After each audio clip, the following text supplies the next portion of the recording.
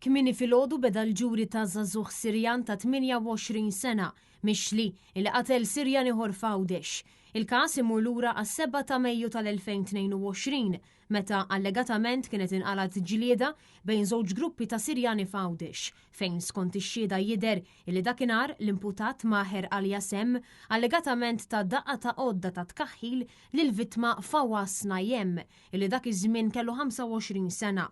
Ftit sigħat wara dan l-ewwel inċident Al-Yasem ta' daqqa ta' sikkina lil Najem f'sit ta' kostruzzjoni bejn it-8 u l-10 ta' filgħaxija fejn kien hemm anke raġel ieħor Kazem Adala li sofra xi ġrieħi ħfief f'dan l-inċident.